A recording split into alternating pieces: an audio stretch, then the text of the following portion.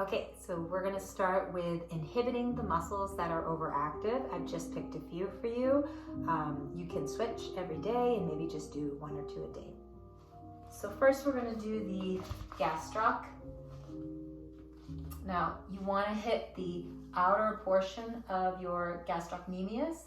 Now, sometimes it can actually be the peroneals along the outside that are the most overactive and where you feel it the most. So I want you to pick, if you're doing the peroneals, it's gonna be on your side like this, and you're just gonna find the tender spot, and then when you hit it, you're just gonna hold the trigger point. If it's your gastroc, you're gonna be a little bit more seated, and you're gonna find that tender spot, and same thing, just hold it for 30 seconds. You want to put all your weight there. If it's too much, remove weight, but it doesn't require a whole lot of pressure. You're just kind of activating that trigger point, and it shouldn't be unbearable, but it's going to be a little uncomfortable. So probably not a bad idea to get into your lats. Once you get there, you'll feel a little tender spot. It's going to be on your side like this, just like close to your armpit. And then I'm lifting up my hips to add a little bit more weight. Hold that tender spot, just about 30 seconds.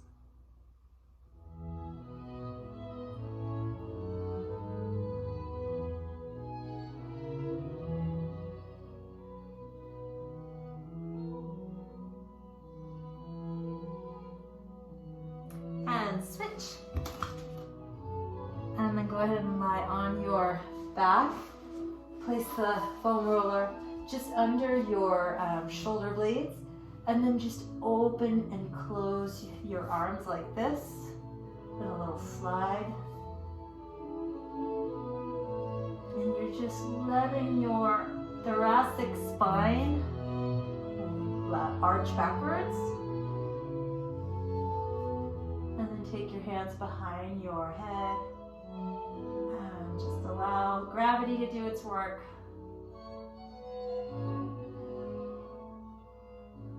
And posterior tibialis muscles, because that's really going to help your calf muscles release. So have your band, and then come into like a little pigeon, seated pigeon pose. So it's a twofer, you're getting a little stretch. Take your band to the top of your foot, hold it out, and then you're going to pull and then release slowly, 4 counts. And then pull your toes in, release 4 counts, pull in, release 4 counts. So here we're going for about 10 to 15, and I'm just gonna show you 1 set, but you can do 2 sets of these. And then eventually you can tie this onto your stall bar so that you don't have to use your arm. And then 1 more. And then we're gonna get into the posterior tibialis. So all of this is gonna help your foot dorsiflex. It's really important that you have good feet for running. Now you're gonna switch. Instead of having the band held out to the left, hold it to the right, and then pass it behind the ball of your left foot, pull tight, and then we're going to plantar flex our foot this time as we invert. So I'll show you from the side.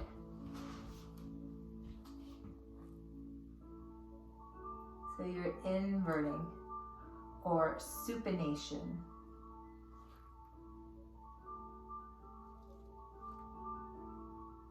And make sure you're pointing your foot, you're in plantar flexion.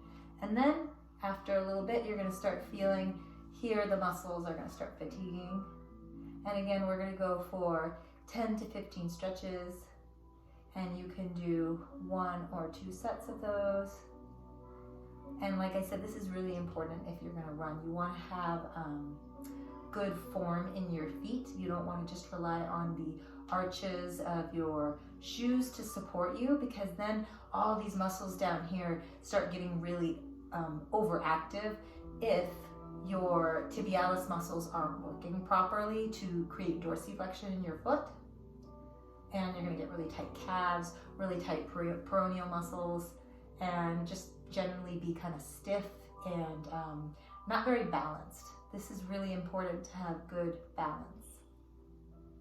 So I'm gonna let you go ahead and repeat that on the other side, and then we're gonna move on. Next, we're gonna lengthen the gastrocnemius, your calf muscles. So you're going to come up to your wall, you're gonna push on it, step this way, you're gonna step your right foot back, and then you wanna have your toes turned in, and then you're just gonna push on the wall. And if your toes are turned out, you're not gonna get a good stretch in the lateral part of your calves, which is what we're trying to target.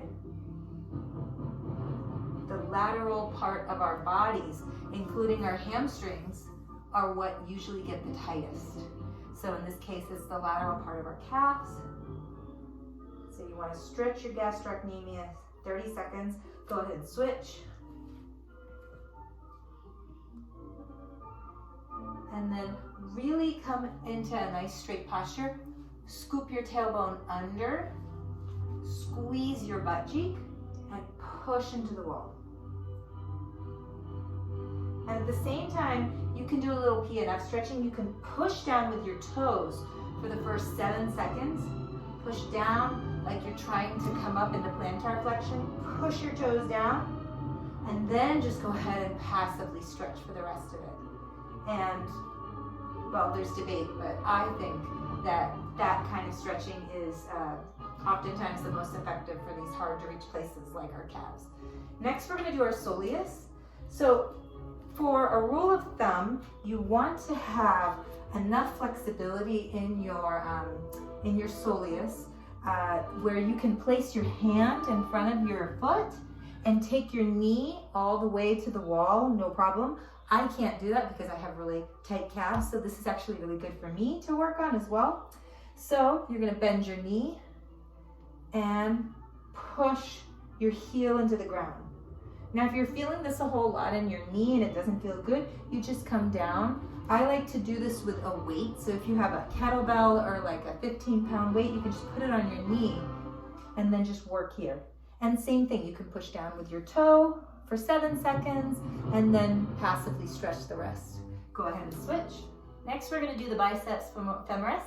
So this is gonna look like a revolved triangle, which you can do if you wanna do some yoga. I'm just gonna teach it to you like this. So you're gonna put an object, you can come up to your stall bars, place your foot on the stall bars, and then grab your right hip with your right hand, pull it back so that you make sure you're not kind of leaning into it, avoiding the stretch. You wanna pull that back, and you're already gonna start feeling a stretch in your biceps femoris, and come down with a straight back, not rounded. If you're starting to round your back, then just stay a little high, and you wanna feel this all along the side, even all the way down to your peroneals.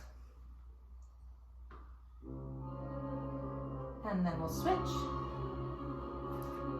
This is another one that if it's really tight, I want you to do a second set of these. Really important to stretch this out for running because it can get really tight. And with any of these stretches, if you want to push your foot into the wall, like you're plantar flexing for the first 7 to 15 seconds, and then ease into the last 15 seconds, you can. That's just a different kind of stretching that is activating the nervous system a little bit differently. Both are super effective. So if you just want to be passive, don't worry about it. And next, we're going to do our adductors. This is also going to help our knees. So come into a nice wide stance and reach your hands forward and make sure you push your, in this case, your left knee out. As you come down, keep your opposite foot flat. Sink back into your heels. You're pushing your seat back and you're imagining you have a little marble underneath the arch of your foot. And you're going to stay here for 30 seconds, lengthening, but at the same time it's activating here all the muscles around your knees, which is what you want, so that your knees are super, super stable and strong for all that running you're gonna do. Switch over to the other side.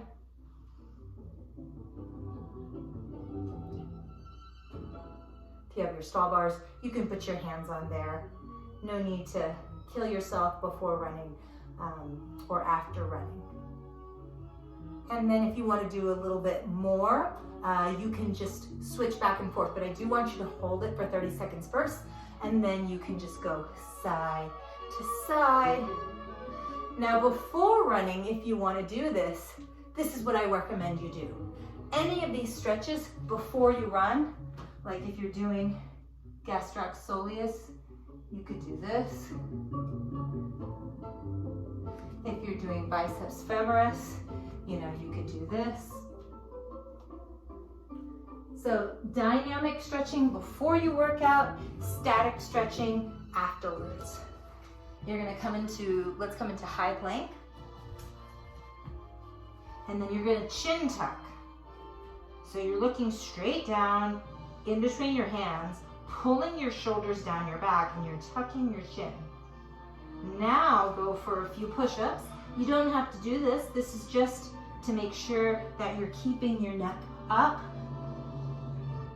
And then if you are doing your push-ups, think of scooping your tailbone under and squeezing your butt like crazy so that your low back is really, really flat. And now I saw that you engage your core nicely in your push-ups, but your head was drooping, so you want to lift that up. Your neck is part of your spine. Otherwise, you can hold your plank and you're done with those. You can do this on the ground. I just want to make sure that you are pulling your belly in and you're pushing forward with your pubic bone. So on the ground, it's going to look like this. It's a posterior tilt, okay?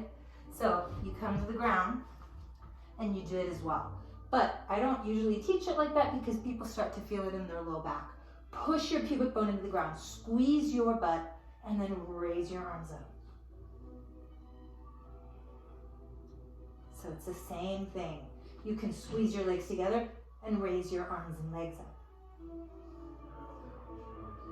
And you do 10 to 15 of those. And if you're really, really good, do a second set. Instead of being on your elbows, I want you to come up even higher, because the more you decrease the angle, the harder it's going to be for your glute medius. So you could just do the same thing here and try that out, and you'll see, ooh, that's hard. So you want to go for about 4 sets of 10. You could do just 1 set, because I know it's really hard, but this is something that you want to do every day. So I know I've said that with the calf muscles, that you want to stretch them out. I would say for runners, you should also do this. So stretch and lengthen, roll and lengthen your calf muscles, and then activate your gluteus medius every day. If you're going to be running about 3 times a week, then you got to do that. Yay, this is a bar movement. This is going to help open up your inner thighs. It's going to be nice for your hips. And you're going to hold the band like you're serving a plate of cookies. And then every time you bounce or pulse, you pull them out. So this is going to activate your posterior muscles in between your shoulder blades that can get really stretched out when you're at a computer all day. Now we're pulling those shoulder blades together, activating the rhomboids, those muscles that help us retract our shoulders so we can have good posture when we're running, which is essential. And then make sure that your head is in line with your shoulders. That means ears right over the shoulders. And you're pushing your knees out to the side, and you're gonna feel this in your external thighs. So in your rotators, you're rotating your thighs out. And 4 sets of 10.